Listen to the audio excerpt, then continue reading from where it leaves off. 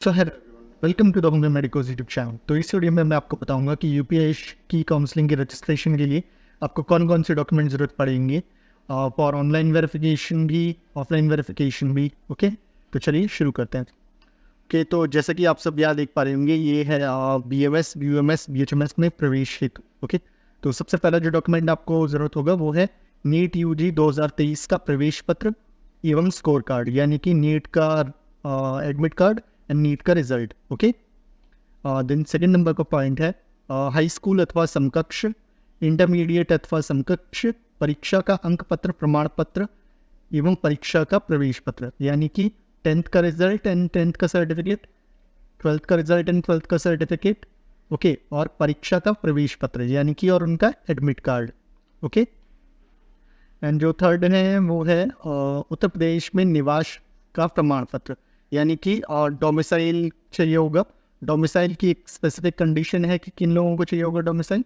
जिन अभ्यर्थियों ने high school अथवा समकक्ष, इंटरमीडिएट अथवा समकक्ष परीक्षा में से कोई भी परीक्षा यदि अन्य प्रदेश से उत्तीर्ण की है, यानी कि अगर किसी ने अपनी 10th या 12th जो है अदर स्टेट से की है, उनको डोमिसाइल की ज़रूरत होगी। जिन्होंने अपनी 10th एंड 12th यूपी से की है, उन्हें डोमिसाइल की ज़रूरत नहीं होगी। Okay, and then fourth point है एक फोटोग्राफ जो उसी नेगेटिव से बना हो जो नीट यूजी 2023 के आवेदन के समय अपलोड किया गया हो, यानी कि आपको एक फ़ोटो चाहिए होगी। कौन सी फ़ोटो? जो आपने नीट के रजिस्ट्रेशन में अपलोड की हो। ओके, सेम वही फ़ोटो चाहिए होगी।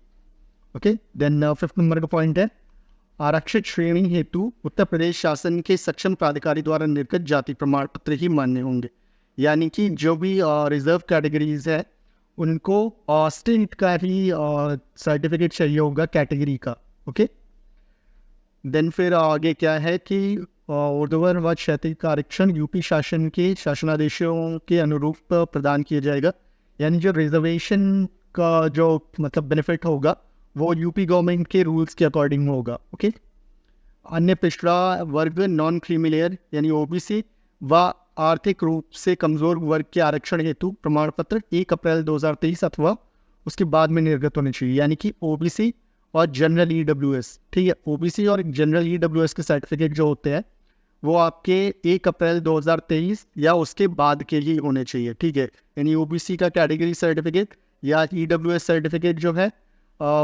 वो आपका 1 अप्रैल 2023 के बाद का ही होना चाहिए, उससे पहले का नहीं।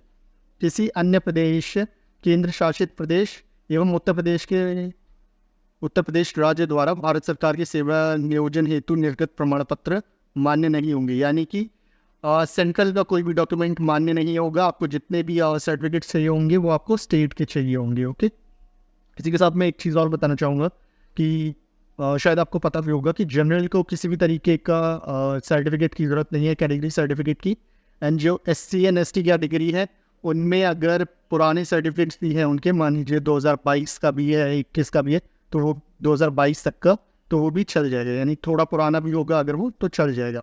ओके, देन फिर सिक्स पॉइंट है दिव्यांगजनों या PWD के आरक्षण हेतु केंद्रीय आयुष प्रवेश परामर्श समिति CCC आयुष मंत्रालय भारत सरकार द्वारा शैक्षणिक सत्र 2023-24 हेतु निर्धारित केंद्रों से निर्धारित प्रारूप पर निर्गत प्रमाण पत्र ही मान्य होंगे, यानी कि जो हैंडीकैप कोटा जिनको मिला हुआ है तो उनका जो सर्टिफिकेट होगा वो जो AACCC के जो नॉर्म्स है उन्हीं पे बेस्ड होना चाहिए, पहली चीज़।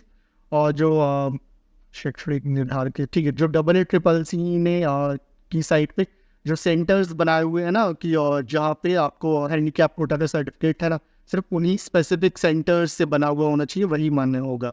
वो सेंटर्स आपको AACCC की वेबसाइट पे मिल जाएंगे। ओके, सिर्फ उन्हीं सेंटर्स का मान्य होगा जो हैंडीकैप कोटा वाला सर्टिफिकेट है। ओके, और देन फिर है कि स्वतंत्रता संग्राम सेनानी के आश्रितों स्वतंत्रता संग्राम सेनानी के आश्रितों के आरक्षण हेतु संबंधित जिले के जिलाधिकारी द्वारा निर्गत प्रमाण पत्र ही मान्य होंगे, यानी कि जो फ्रीडम फाइटर्स हैं, ठीक है, उनके जो सर्टिफिकेट है, जो एक रिजर्वेशन था फ्रीडम फाइटर्स का, तो वो अगर अपने सर्टिफिकेट लगाते हैं तो वो भी जो है संबंधित जिले के जिलाधिकारी द्वारा ही, मतलब यानी कि पहली चीज़ तो ये है कि जहाँ से वो है वो प्रेजेंट में, तो उसी के जो ज़िलाधिकारी है मतलब यानी कि लोकल उसके सर्टिफाइड होना चाहिए ज़िलाधिकारी द्वारा। ओके, देन फिर 8th पॉइंट है भूतपूर्व सैनिक, यानी कि ये होता है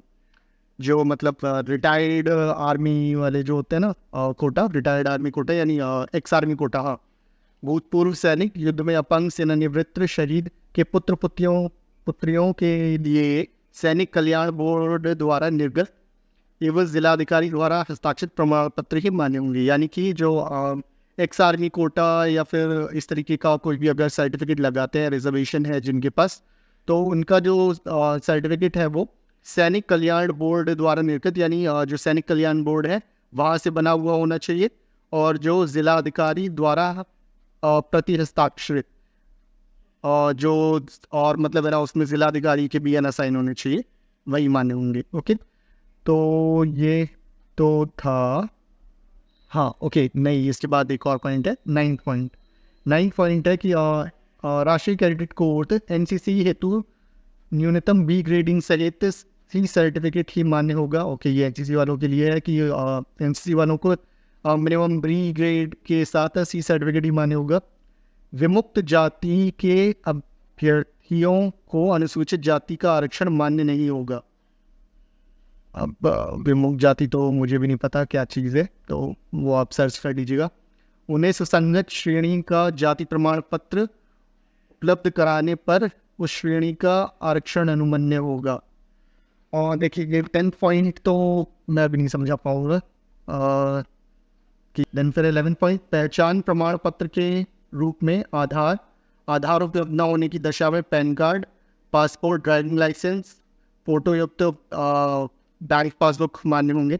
यानी कि जो आपकी जो आईडी है उसमें आप है ना आधार कार्ड हो गया, पैन कार्ड हो गया, पासपोर्ट हो गया, आपका ड्राइविंग लाइसेंस हो गया, कुछ भी, आप बैंक की पासबुक कुछ भी यूज़ कर सकते हैं। ओके, देन फिर पॉइंट नंबर 12 है वो है इंटरमीडिएट अथवा उसके समकक्ष परीक्षा भौतिक विज्ञान। ठीक है, यानी कि 12th या 11th है ना, जो है भौतिक विज्ञान यानी कि फिजिक्स, रसायन विज्ञान यानी केमिस्ट्री, जीव विज्ञान यानी बायो, यानी कि 12th 11th 12th जो है आपने फिजिक्स, केमिस्ट्री, बायो विषयों में के साथ उत्तीर्ण की हो। ठीक है, उक्त तीनों विषयों के प्राप्तांक मिलाकर कम से कम, ठीक है, यानी कि जो कंबाइंड टोटल होगा आपका फिजिक्स, केमिस्ट्री, बायो का, वो मिनिमम जो है ना जनरल और EWS के लिए 50% होने चाहिए आपके टोटल मार्क्स। अनारक्षित श्रेणी के लिए मतलब जो OBC है ना, OBC नहीं सॉरी, ठीक है मैं पॉइंट नंबर 12 में समझाता हूँ। पॉइंट नंबर 12 है इंटरमीडिएट अथवा उसके समकक्ष परीक्षा, यानी 12th या 11th की जो आपने एग्ज़ाम है वो अपने फिजिक्स, केमिस्ट्री, बायो से पास की हो, और उसमें जनरल के लिए जो है आप मिनिमम 50% मार्क्स चाहिए होंगे, है ना।